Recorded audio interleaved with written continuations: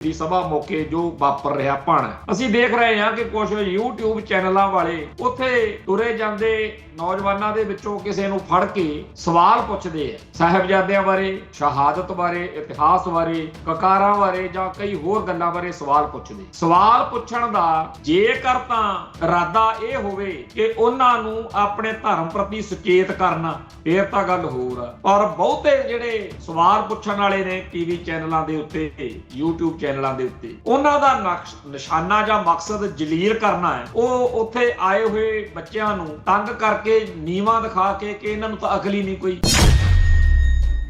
ਉਹਨਾਂ ਨੂੰ ਪ੍ਰੇਰਨਾ ਦੇਣੀ ਹੋਰ ਗੱਲ ਹੈ। ਸਾਰਿਆਂ ਨੂੰ ਸਾਰਾ ਕੁਝ ਨਹੀਂ ਪਤਾ ਹੋ ਸਕਦਾ। ਤੁਸੀਂ ਦੇਖੋ ਤਾਂ ਸਹੀ, ਕੌਮ ਗੁਲਾਮ ਆ। ਇੱਕ ਪਾਸੇ ਭਾਰਤੀ ਨਿਜ਼ਾਮ ਕਰੋੜਾਂ ਰੁਪਏ ਖਰਚ ਕੇ ਸਿੱਖਾਂ ਨੂੰ ਇਹ ਦੱਸਣ 'ਚ ਲੱਗਿਆ ਹੋਇਆ ਕਿ ਤੁਹਾਡੇ ਨਿਆਣਿਆਂ ਨੂੰ ਇਹ ਤਾਂ ਪਤਾ ਹੋਵੇ ਕਿ ਐਸ਼ਵਰਿਆ ਰਾਏ, ਕੈਟਰੀਨਾ ਕੈਫ, ਸਲਮਾਨ ਖਾਨ ਤੇ ਫਲਾਨਾ ਗਾਉਣ ਵਾਲਾ ਤੇ ਫਲਾਨੀ ਫਿਲਮ ਵਾਲੀ, ਪਰ ਤੁਹਾਡੇ ਬੱਚਿਆਂ ਨੂੰ ਤੁਹਾਡੇ ਧਰਮ ਬਾਰੇ ਨਾ ਪਤਾ ਹੋ। ਜਿੱਥੇ ਇੱਕ ਪਾਸੇ ਕਰੋੜਾਂ ਅਰਬਾਂ ਰੁਪਏ ਸਟੇਟ ਖਰਚ ਕੇ ਲੱਗੀ ਹੋਵੇ, ਉਸ ਦੌਰ ਵਿੱਚ ਸ਼ੁਕਰ ਕਰੋ ਕਿ ਅਜੇ ਵੀ ਸਾਡੇ ਅੰਦਰੋਂ ਸਿੱਖੀ ਦਾ ਕਣ ਜਿਉਂਦਾ ਜਾਗਦਾ ਨਹੀਂ ਮਰਿਆ ਤੇ ਉੱਥੇ ਪਹੁੰਚ ਕੇ ਆਪਣਾ ਫਰਜ਼ ਨਿਭਾ ਰਹੇ ਨੇ।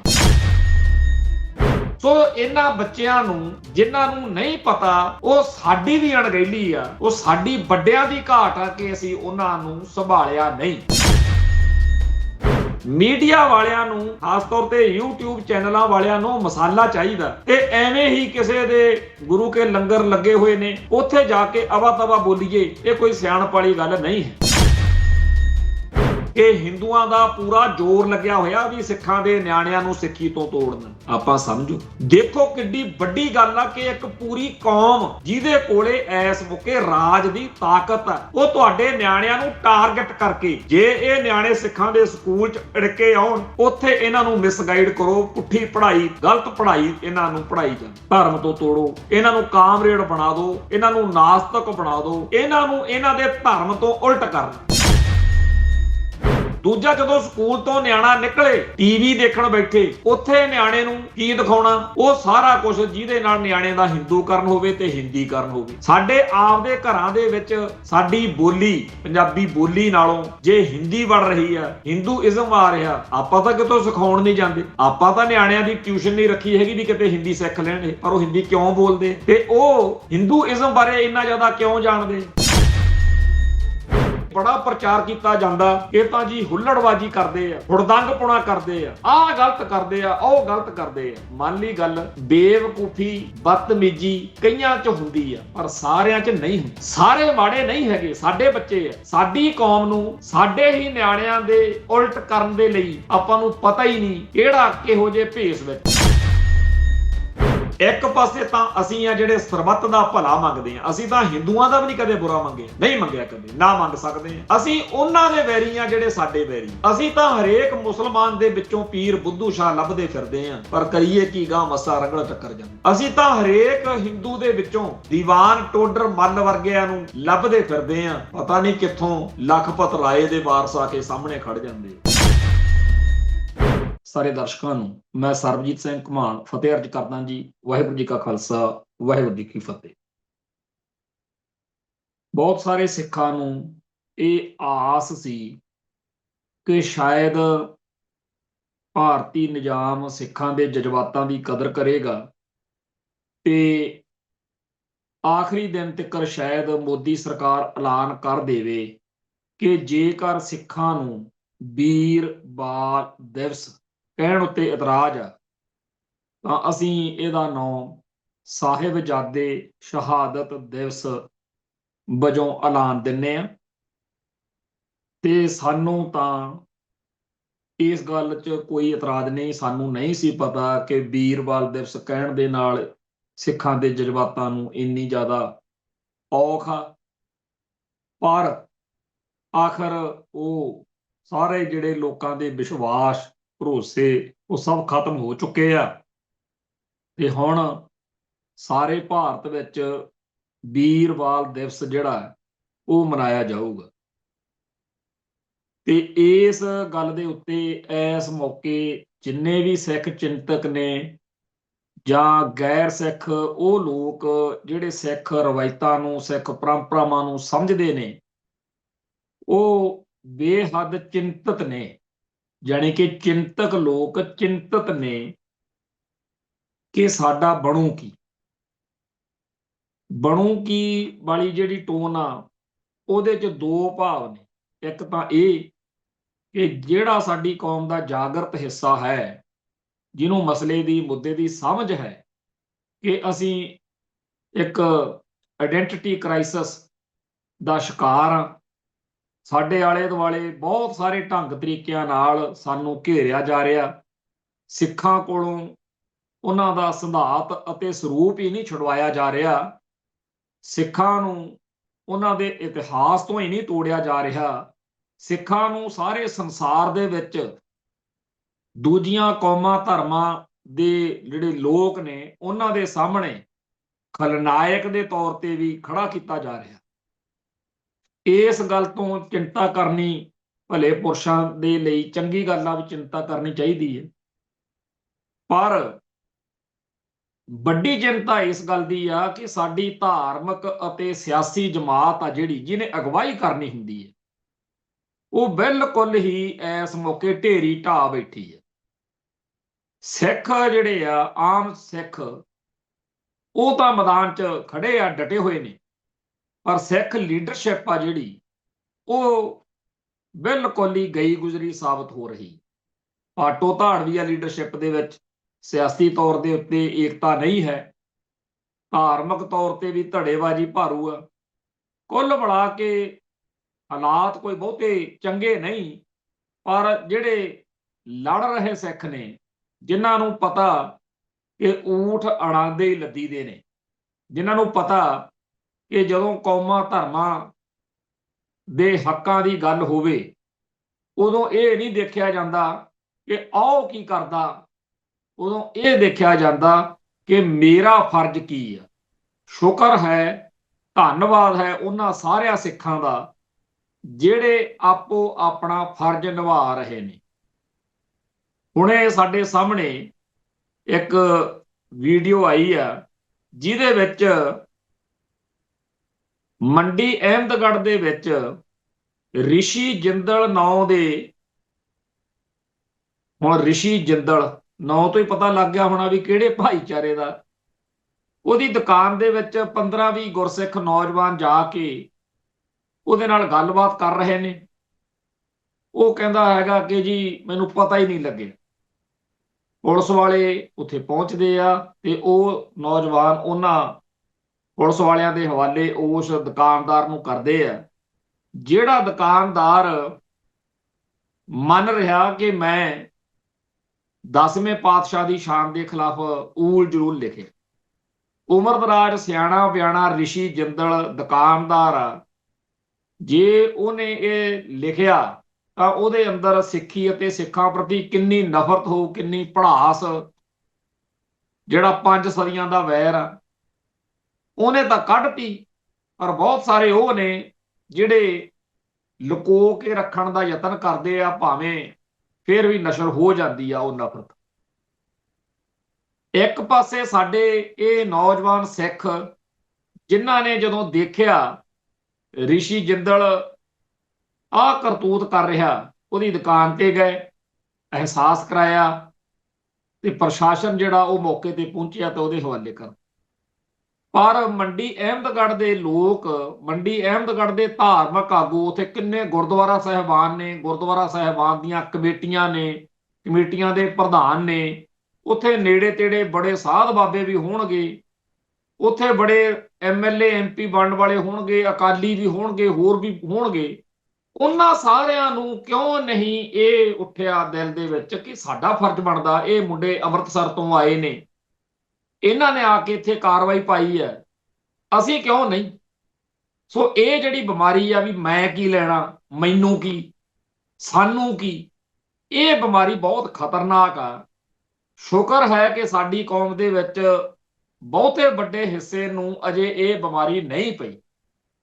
ਅਜੇ ਉਹ ਸਿੱਖ ਜਿਹੜੇ ਇਹ ਨਹੀਂ ਸੋਚਦੇ ਕਿ ਮੁਕੱਦਮਾ ਬਣ ਜੂ, ਹਾਲਾਤ ਖਰਾਬ ਹੋ ਜਾਣਗੇ, ਸਾਡੇ ਤੇ ਕੋਈ ਚੱਕਰ ਹੀ ਨਾ ਪੈ ਜੇ, ਜਿਹੜੇ ਇਹੋ ਜਿਹਾ ਕੁਝ ਨਹੀਂ ਸੋਚਦੇ, ਜਿਹੜੇ ਭਾਰਤੀ ਕਹਾੜੇ ਦਾ ਦਸਤਾ ਨੇ ਸਿੱਖ ਸਾਡੇ ਚ, ਉਹ ਇਹੀ ਡਰ ਆਉਣ ਦੇ ਲਈ 24 ਘੰਟੇ ਚਵੜ ਚਵੜ ਕਰਦੇ ਰਹਿੰਦੇ ਆ ਕਿ ਜੇ ਕੋਈ ਸਾਹਿਬਜ਼ਾਦਿਆਂ ਦੀ ਸ਼ਾਨ ਦੇ ਖਿਲਾਫ ਬੋਲੇ, ਗੁਰੂ ਸਾਹਿਬਾਨ ਦੇ ਉਲਟ ਬੋਲੇ, ਸਿੱਖ ਇਤਿਹਾਸ ਦੇ ਉੱਤੇ ਕੋਈ ਗਲਤ ਗੱਲ ਕਰੇ, ਜੇ ਕੋਈ ਤੁਹਾਡੇ ਧਰਮ ਦੀ ਹੇਠੀ ਕਰੇ, ਜੇ ਕੋਈ ਤੁਹਾਡੇ ਕਕਾਰਾਂ ਦੀ ਬੇਹੁਰਮਤੀ ਕਰੇ, ਤਾਂ ਉਦੋਂ ਦੜ ਵੱਟ ਕੇ ਬਹਿ ਜਾ ਕਰੋ, ਨਹੀਂ ਫਿਰ ਮਾਹੌਲ ਖਰਾਬ ਹੋ ਜੂ, ਤੁਹਾਡਾ ਰਿਕਾਰਡ ਖਰਾਬ ਹੋ ਜੂ, ਪੁਲਿਸ ਦੇ ਕਾਗਜ਼ਾਂ ਚ ਆ ਜਾਓਗੇ। ਇਹ ਜਿਹੜਾ ਡਰ ਪਾਉਣ ਵਾਲਾ ਇਹ ਜਿਹੜਾ ਮਹਿਕਮਾ ਹੈ, ਇਹ ਇਕੱਲਾ ਇਹ ਨਹੀਂ ਹੈਗਾ ਵੀ ਉਹਨਾਂ ਨੂੰ ਕੋਈ ਭਾਰਤੀ ਸਟੇਟ ਨੇ ਡਿਊਟੀ ਲਾਈ ਆ, ਉਹਨਾਂ ਦੇ ਅੰਦਰ ਆਪਣੇ ਆਪ ਚ ਡਰ ਪਿਆ ਹੋਇਆ। ਜਿਵੇਂ ਕੋਈ ਬੰਦਾ ਡਰਿਆ ਹੋਇਆ ਹੋਵੇ ਤੇ ਉਹ ਕਹਿ ਰਿਹਾ ਹੋਵੇ ਕਿ ਮੈਂ ਇਹਦੇ ਨਾਲ ਨਹੀਂ ਹੈਗਾ, ਜਿਹੜਾ ਇਹ ਕੁਛ ਕਰ ਰਿਹਾ ਇਹਨੂੰ ਫੜ ਲਓ, ਜੇ ਫੜਨਾ ਮੈਨੂੰ ਨਾ ਕੁਛ ਕਿਹੋ। ਭਾਈ ਤੁਹਾਨੂੰ ਕਿਸੇ ਨੇ ਕੁਛ ਨਹੀਂ ਕਹਿਣਾ। ਜੇਕਰ ਜੱਗੀ ਜੌਹਲ ਨਾਂ ਦੇ ਨੌਜਵਾਨ ਨੇ ਕੁਛ ਕੀਤਾ ਹੈ ਤਾਂ ਇੱਥੇ ਉਹ ਹੀ ਅੰਦਰ ਹੈ। ਜੇ ਭਾਈ ਰਾਜੋਆਣੇ ਨੇ ਕੁਛ ਕੀਤਾ ਹੈ ਉਹ ਹੀ ਅੰਦਰ ਹੈ। ਜੇ ਭਾਈ ਹਵਾਰੇ ਨੇ ਕੁਛ ਕੀਤਾ ਉਹ ਅੰਦਰ। ਸੋ ਜਿਹੜੇ ਸਿੱਖ ਕੌਮ ਲਈ ਕੁਛ ਕਰਦੇ ਆ, ਉਹਨਾਂ ਨੇ ਆਪਣਾ ਫਰਜ਼ ਨਿਭਾਉਣ ਮੌਕੇ ਇਹ ਨਹੀਂ ਸੋਚਿਆ ਹੁੰਦਾ ਬਈ ਸਾਨੂੰ ਫੜ ਲੈਣਗੇ, ਸਾਨੂੰ ਅੰਦਰ ਕਰ ਦੇਣਗੇ। ਉਹ ਆਪਦਾ ਧਰਮ, ਆਪਣਾ ਫਰਜ਼ ਨਿਭਾਉਣ ਮੌਕੇ ਨਿਸ਼ਚਿੰਤ ਹੋ ਕੇ ਅੱਗੇ ਵਧਦੇ ਆ। ਇਹਦੇ ਉਲਟ ਜਿਹੜੇ ਦੂਜੀ ਵੈਰਾਈਟੀ ਦੇ ਲੋਕ ਨੇ ਉਹ ਐਵੇਂ ਖੜੇ ਲੇਰਾ ਮਾਰੀ ਜਾਣਗੇ। ਜਿੰਨੇ ਵੀ ਬੰਦੇ ਇਹ ਲਿਖਣ ਵਾਲੇ ਨੇ ਜਾਂ ਬੋਲਣ ਵਾਲੇ ਨੇ ਕਿ ਮਾਹੌਲ ਖਰਾਬ ਹੋ ਜੂ, ਅਸਲ ਵਿੱਚ ਉਹ ਤੁਹਾਡੀ ਕੌਮ ਦੇ ਦਿਲ ਵਿੱਚ ਹਕੂਮਤ ਦੀ ਦਹਿਸ਼ਤ ਪੈਦਾ ਕਰਨੀ ਚਾਹੁੰਦੇ ਆ, ਤਾਂ ਕਿ ਜਦੋਂ ਵੀ ਸਿੱਖਾਂ ਉੱਤੇ ਕੋਈ ਵਧੀਕੀ ਹੋਵੇ, ਸਿੱਖ ਸੁਸਰੀ ਬਣ ਕੇ ਆਰਾਮ ਨਾਲ ਸੁੱਤੇ ਰਹਿਣ, ਹਿੱਲਣ ਨਾ। ਸ਼ੁਕਰ ਆ ਕਿ ਸਾਹਿਬਜ਼ਾਦਿਆਂ ਦੇ ਵਾਰਸ, ਜਿਨ੍ਹਾਂ ਨੂੰ ਰਣਜੀਤ ਨਗਾਰੇ ਦੀ ਧਮਕਾਰ ਅੱਜ ਵੀ ਸੌਣ ਨਹੀਂ ਦੇ ਰਹੀ, ਜਿਨ੍ਹਾਂ ਦੇ ਅੰਦਰ ਕੌਮ ਦਾ ਦਰਦ ਹੈ, ਉਹ ਆਪਣਾ ਫਰਜ਼ ਨਿਭਾ ਰਹੇ ਨੇ। ਦੁਨੀਆ ਭਰ ਦੇ ਵਿੱਚ ਜਿੱਥੇ ਜਿੱਥੇ ਸਿੱਖ ਬੈਠੇ ਆ, ਉਹਨਾਂ ਨੂੰ ਸਾਫ਼ ਦਿਖ ਰਿਹਾ ਕਿ ਇੱਕ ਧਿਰ ਉਹ ਹੈ ਜਿਹੜੀ ਭਾਰਤ ਮਾਤਾ ਦੀ ਚਹੇਤੀ ਬਣੀ ਹੋਈ ਆ, ਜਿਹਨੂੰ ਨਹੀਂ ਇਹ ਗੱਲ ਚੁੱਭਦੀ ਕਿ ਅਮਿਤ ਸ਼ਾਹ ਜਿਹੜਾ ਹਰਿਆਣੇ ਦੇ ਵਿੱਚ ਇੱਕ ਵੀਰਵਾਲ ਦਿਵਸ ਮਨਾਉਣ ਵਾਲੇ ਪ੍ਰੋਗਰਾਮ 'ਚ ਸ਼ਾਮਲ ਹੋਇਆ, ਜਿੱਥੇ ਉਹਨੂੰ ਮਜਬੂਰੀ ਬਸ ਉਹਨਾਂ ਸਿੱਖਾਂ ਦੇ ਕਰਕੇ ਜਿਹੜੇ ਪੂਰੇ ਚਤੰਨ ਨੇ ਤੇ ਉਡੀਕ ਰਹੇ ਹੁੰਦੇ ਆ ਵੀ ਤੂੰ ਕੋਈ ਗਲਤ ਗੱਲ ਕਹਿ ਤਾਂ ਸਹੀ, ਉਹਨਾਂ ਕਰਕੇ ਆਪਦੇ ਭਾਸ਼ਣ ਦਾ ਉਹਨੂੰ 80-90% ਹਿੱਸਾ ਸਿੱਖ ਜਜ਼ਬਾਤਾਂ ਦੇ ਅਨੁਸਾਰ ਬੋਲਣਾ ਪਿਆ। ਬਾਕੀ ਉਹਨੇ ਕਮਲ ਕੁੱਟਣਾ ਹੀ ਸੀ, ਉਹ ਕੁੱਟਿਆ। ਗੱਲ ਇਹ ਆ ਕਿ ਜਿੰਨੇ ਵੀ ਇਹ ਮੋਦੀ ਹੋਣੀ, ਅਮਿਤ ਸ਼ਾਹ ਹੋਣੀ, ਜਾਂ ਜਿਨ੍ਹਾਂ ਨੇ ਵੀਰਵਾਲ ਦਿਵਸ ਮਨਾਉਣ ਦਾ ਫੈਸਲਾ ਕੀਤਾ, ਜਿਨ੍ਹਾਂ ਨੇ ਇਹਨਾਂ ਪ੍ਰੋਗਰਾਮਾਂ 'ਚ ਸ਼ਮੂਲੀਅਤ ਕਰਨੀ ਆ, ਇਹ ਸਾਰੇ ਚਾਹੁੰਦੇ ਤਾਂ ਕੁਝ ਹੋਰ ਹੀ ਆ। ਜਿਹੜਾ ਤੋਤਾ ਇਹਨਾਂ ਨੇ ਪੜ੍ਹਿਆ ਨਾ ਆਰਐਸਐਸ ਦੇ ਪ੍ਰੋਗਰਾਮਾਂ 'ਚੋਂ ਕਿ ਜੀ ਗੁਰੂ ਗ੍ਰੰਥ ਸਾਹਿਬ ਪੰਜਵਾਂ ਵੇਦ ਆ, ਗੁਰੂ ਸਾਹਿਬਾਨ ਹਿੰਦੂ ਹੀ ਸੀ, ਸਾਰੀ ਸਿੱਖ ਕੌਮ ਹਿੰਦੂਆਂ ਦਾ ਹਿੱਸਾ ਹੀ ਆ, ਤੇ ਜਿਹੜਾ ਜਪਜੀ ਸਾਹਿਬ ਆ ਇਹ ਗੀਤਾ ਦਾ ਛੋਟਾ ਰੂਪ ਆ। ਇਹ ਸਾਰਾ ਕੁਝ ਰਾਸ਼ਟਰੀ ਸਿੱਖ ਸੰਗਤ ਦੇ ਪ੍ਰੋਗਰਾਮਾਂ 'ਚ ਪੜ੍ਹਾਇਆ ਜਾਂਦਾ। ਇਹਨਾਂ ਦਾ ਦਿਲ ਕਰਦਾ ਇਹ ਗੱਲਾਂ ਕਹਿਣ ਨੂੰ, ਪਰ ਅਜੇ ਕਿਉਂਕਿ ਸਿੱਖਾਂ ਦੇ ਵਿੱਚ ਕਣ ਵਾਲੇ, ਅਣਖ ਵਾਲੇ ਸਿੱਖ ਜਿਉਂਦੇ ਜਾਗਦੇ ਬੈਠੇ ਆ, ਇਸ ਕਰਕੇ ਜਿਹੜੀ ਜ਼ਹਿਰ ਵਾ ਉਹ ਗੁੜ 'ਚ ਲਵੇਟ ਕੇ ਦੇ ਰਹੇ ਨੇ। ਅਜੇ ਥੋੜਾ ਜਿਹਾ ਠਹਿਰ ਕੇ ਜਾਂ ਠਰੰਮੇ ਨਾਲ ਚੱਲ ਕੇ ਗੱਲ ਜਿਹੜੀ ਆ ਅੱਗੇ ਵਧਾ ਰਹੇ ਨੇ। ਸੋ ਫਿਰ ਉਹੀ ਗੱਲ ਮੈਂ ਵਾਰ-ਵਾਰ ਅੱਜ ਕਹਿਣਾ ਚਾਹੁੰਦਾ ਕਿ ਅੱਜ ਦੀ ਤਰੀਕ ਵਿੱਚ ਉਹਨਾਂ ਸਿੱਖਾਂ ਦਾ ਸਤਿਕਾਰ ਕਰੀਏ ਜਿਹੜੇ ਜਾਗਦੇ ਨੇ, ਜਿਹੜੇ ਬਾਕੀਆਂ ਵਾਂਗ ਸੁਸਰੀ ਨਹੀਂ ਬਣੇ ਹੋਏ। ਹੁਣ ਗੱਲ ਕਰੀਏ ਆਪਾਂ ਫਤਿਹਗੜ੍ਹ ਸਾਹਿਬ ਮੌਕੇ ਸਮਾਗਮ ਦੇ ਵਿੱਚ, ਉੱਥੇ ਸ਼ਹੀਦੀ ਸਭਾ ਮੌਕੇ ਜੋ ਵਾਪਰ ਰਿਹਾ ਭਾਣਾ, ਬਹੁਤ ਸੰਗਤਾਂ ਉੱਥੇ ਹਾਜ਼ਰੀ ਭਰ ਰਹੀਆਂ ਨੇ। ਸ਼ਰਧਾ ਤੇ ਸਤਿਕਾਰ ਦਾ ਉੱਥੇ ਦਰਿਆ ਵਗ ਰਿਹਾ। ਦੂਰੋਂ ਨੇੜਿਓਂ ਘਰਾਂ ਦੇ ਵਿੱਚ, ਆਲੇ ਦੁਆਲੇ ਗੁਰਦੁਆਰਿਆਂ ਦੇ ਵਿੱਚ, ਜਿੱਧਰ ਮਰਜੀ ਪੱਗਾਂ ਹੀ ਪੱਗਾਂ। ਤੇ ਉਹ ਨੌਜਵਾਨੀ ਜਿਹਦੇ ਬਾਰੇ ਹਿੰਦੁਸਤਾਨ ਦਾ ਮੀਡੀਆ ਦੁਨੀਆ ਨੂੰ ਪਿੱਟ ਕੇ ਦੱਸ ਰਿਹਾ ਕਿ ਇਹ ਤਾਂ ਨਸ਼ੇੜੀ ਨੇ, ਇਹ ਤਾਂ ਆਪਦੇ ਧਰਮ ਬਾਰੇ ਜਾਣਦੇ ਹੀ ਨਹੀਂ, ਇਹਨਾਂ ਨੂੰ ਪਤਾ ਹੀ ਕੁਛ ਨਹੀਂ, ਉਹ ਉੱਥੇ ਪਹੁੰਚੇ ਹੋਏ ਨੇ ਤੇ ਗੁਰੂ ਕੇ ਲੰਗਰਾਂ 'ਚ ਜਾਂ ਹੋਰ ਜਿੱਥੇ ਵੀ ਉਹਨਾਂ ਨੂੰ ਮੌਕਾ ਮਿਲਦਾ ਸੇਵਾ ਸੰਭਾਲੀ ਹੋਈ ਹੈ। ਸਾਡੀ ਨੌਜਵਾਨੀ ਬੇਸ਼ੱਕ ਇੰਡੀਅਨ ਮੀਡੀਆ ਨੇ, ਭਾਰਤੀ ਨਿਜ਼ਾਮ ਨੇ ਪੂਰੀ ਵਾਹ ਲਾਈ ਹੋਈ ਆ ਕਿ ਉਹਨਾਂ ਦੇ ਅੰਦਰੋਂ ਖੁਰਚ ਕੇ ਸਿੱਖੀ ਕੱਢ ਦੇਣੀ ਆ ਤੇ ਉਹਨਾਂ ਨੂੰ ਕੇਸਾਧਾਰੀ ਹਿੰਦੂ ਬਣਾ ਦੇਣਾ ਹੈ। ਪਰ ਅਜੇ ਉਹਨਾਂ ਦੇ ਅੰਦਰ ਆਪਦੇ ਧਰਮ ਦਾ, ਆਪਦੀ ਕੌਮ ਦਾ ਪਿਆਰ ਠਾਠਾ ਮਾਰਦਾ। ਇਸ ਮਾਹੌਲ ਦੇ ਵਿੱਚ ਕੁਝ ਜਜ਼ਬਾਤੀ ਜਿਹੜੀਆਂ ਨੌਜਵਾਨਾਂ ਤੋਂ ਗਲਤੀ ਹੋ ਰਹੀਆਂ ਨੇ, ਉਹਦੀ ਨਿਸ਼ਾਨਦੇਹੀ ਕਰਨੀ ਬਣਦੀ ਆ। ਸਾਡੇ ਹੀ ਬੱਚੇ ਨੇ, ਸਾਡੇ ਹੀ ਭਰਾ ਨੇ। ਜੇ ਅਸੀਂ ਨਹੀਂ ਟੋਕਾਂਗੇ ਤਾਂ ਮਾਮਲਾ ਗੰਭੀਰ ਵੀ ਹੋ ਸਕਦਾ। ਅਸੀਂ ਦੇਖ ਰਹੇ ਹਾਂ ਕਿ ਕੁਝ YouTube ਚੈਨਲਾਂ ਵਾਲੇ ਉੱਥੇ ਤੁਰੇ ਜਾਂਦੇ ਨੌਜਵਾਨਾਂ ਦੇ ਵਿੱਚੋਂ ਕਿਸੇ ਨੂੰ ਫੜ ਕੇ ਸਵਾਲ ਪੁੱਛਦੇ ਆ, ਸਾਹਿਬਜ਼ਾਦਿਆਂ ਬਾਰੇ, ਸ਼ਹਾਦਤ ਬਾਰੇ, ਇਤਿਹਾਸ ਬਾਰੇ, ਕਕਾਰਾਂ ਬਾਰੇ ਜਾਂ ਕਈ ਹੋਰ ਗੱਲਾਂ ਬਾਰੇ ਸਵਾਲ ਪੁੱਛਦੇ। ਸਵਾਲ ਪੁੱਛਣ ਦਾ ਜੇਕਰ ਤਾਂ ਇਰਾਦਾ ਇਹ ਹੋਵੇ ਕਿ ਉਹਨਾਂ ਨੂੰ ਆਪਣੇ ਧਰਮ ਪ੍ਰਤੀ ਸੁਚੇਤ ਕਰਨਾ, ਫੇਰ ਤਾਂ ਗੱਲ ਹੋਰ ਆ। ਪਰ ਬਹੁਤੇ ਜਿਹੜੇ ਸਵਾਲ ਪੁੱਛਣ ਵਾਲੇ ਨੇ ਟੀਵੀ ਚੈਨਲਾਂ ਦੇ ਉੱਤੇ, YouTube ਚੈਨਲਾਂ ਦੇ ਉੱਤੇ, ਉਹਨਾਂ ਦਾ ਨਿਸ਼ਾਨਾ ਜਾਂ ਮਕਸਦ ਜਲੀਲ ਕਰਨਾ ਹੈ। ਉਹ ਉੱਥੇ ਆਏ ਹੋਏ ਬੱਚਿਆਂ ਨੂੰ ਤੰਗ ਕਰਕੇ, ਨੀਵਾਂ ਦਿਖਾ ਕੇ ਕਿ ਇਹਨਾਂ ਨੂੰ ਤਾਂ ਅਕਲ ਹੀ ਨਹੀਂ ਕੋਈ। ਇਹ ਗੱਲ ਬਹੁਤ ਮਾੜੀ ਹੈ। ਉਹਨਾਂ ਨੂੰ ਪ੍ਰੇਰਨਾ ਦੇਣੀ ਹੋਰ ਗੱਲ ਹੈ। ਸਾਰਿਆਂ ਨੂੰ ਸਾਰਾ ਕੁਝ ਨਹੀਂ ਪਤਾ ਹੋ ਸਕਦਾ। ਤੁਸੀਂ ਦੇਖੋ ਤਾਂ ਸਹੀ, ਕੌਮ ਗੁਲਾਮ ਆ।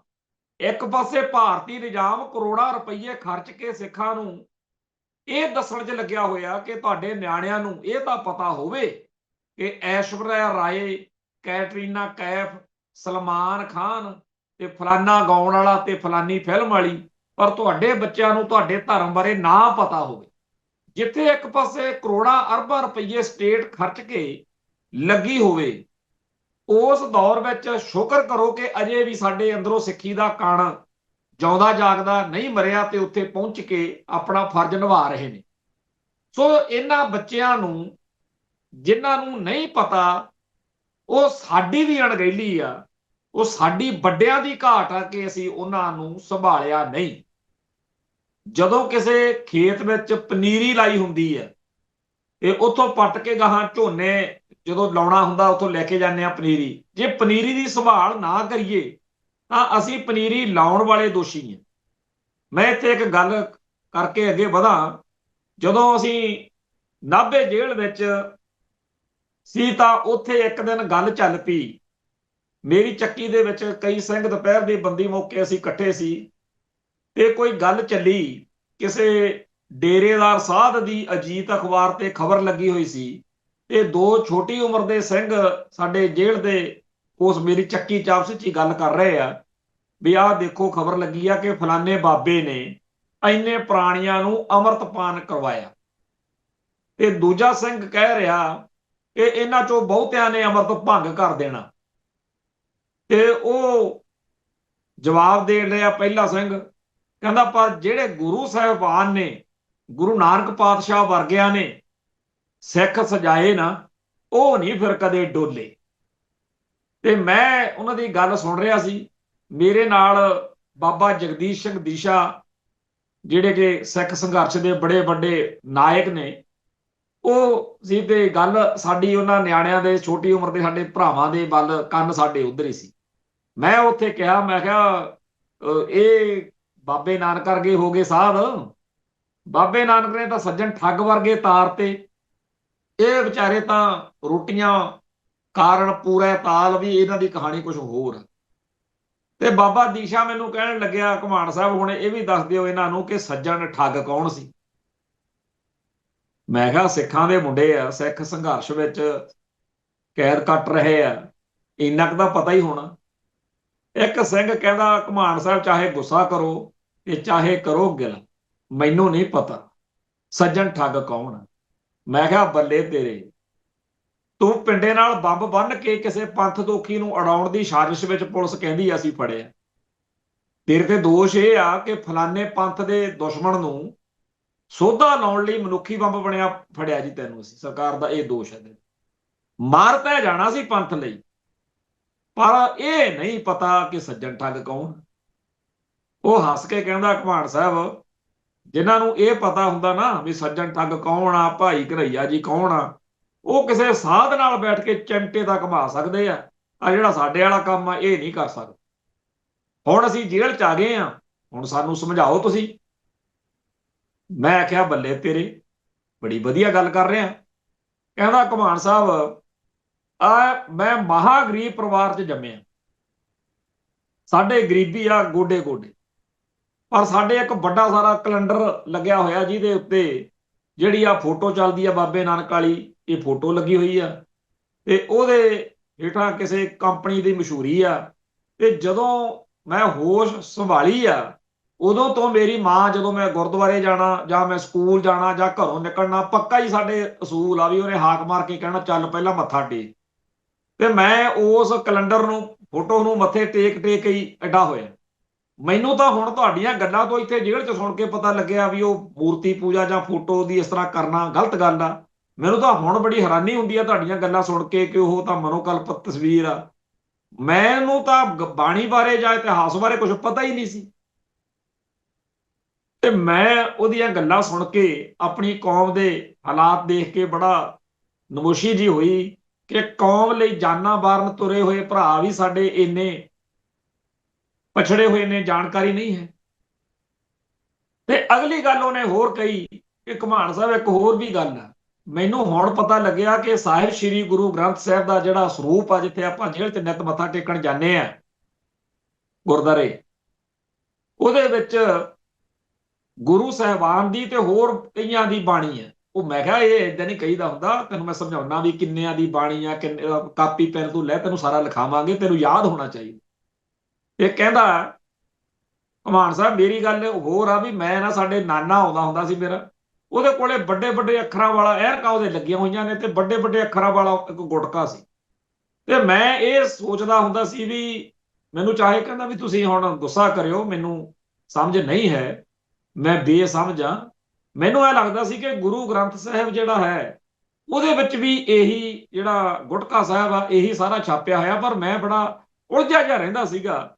ਤੇ ਇਹ ਮੈਨੂੰ ਹੁਣ ਸਮਝ ਲੱਗੀ ਆ ਕਿ ਉਹ ਗੁਰੂ ਗ੍ਰੰਥ ਸਾਹਿਬ ਜਿਹੜਾ ਹੈ ਉਹਦੇ ਵਿੱਚੋਂ ਕੁਝ ਬਾਣੀਆਂ ਕੱਢ ਕੇ ਫਿਰ ਉਹ ਗੁਟਕੇ ਬਣਾਏ ਜਾਂਦੇ ਨੇ। ਤੇ ਮੇਰੇ ਲਈ ਇੱਥੇ ਬਹੁਤ ਸਾਰੀਆਂ ਗੱਲਾਂ ਨਵੀਆਂ ਨੇ। ਮੈਂ ਉਹਨੂੰ ਪਿਆਰ ਨਾਲ ਨੇੜੇ ਅਸੀਂ ਜੱਫੀ ਪਾਈ, ਮੈਂ ਆਖਿਆ, ਸਿੰਘਾ, ਬਹੁਤ ਵਧੀਆ ਲੱਗਿਆ ਵੀ ਤੂੰ ਆਪਦੇ ਮਨ ਦੇ ਸ਼ੰਕੇ ਬਲਬਲੇ ਜਿਹੜੇ ਤੈਨੂੰ ਗੱਲਾਂ ਦੀ ਸਮਝ ਹੀ ਨਹੀਂ, ਤੂੰ ਪੁੱਛਿਆ ਕਰ, ਸਾਨੂੰ ਅਸੀਂ ਤੈਨੂੰ ਦੱਸੀਏ। ਆਪਾਂ ਬਾਹਰੋਂ ਲਿਟਰੇਚਰ ਕਿਤਾਬਾਂ ਵੀ ਮੰਗਾਉਂਦੇ ਆ, ਇੱਥੇ ਕਾਪੀ ਤੂੰ ਇੱਕ ਲੈ, ਉਹਦੇ ਤੇ ਲਿਖਿਆ ਕਰ, ਜਿਹੜੇ ਤੇਰੇ ਮਨ 'ਚ ਸਵਾਲ ਉੱਠਣ ਉਹ ਸਾਰੇ ਲਿਖਿਆ ਕਰ, ਆਪਾਂ ਗੱਲਾਂ ਕਰਿਆ ਕਰਾਂਗੇ, ਆਪਣੀ ਚਰਚਾ ਹੋਣੀ ਚਾਹੀਦੀ।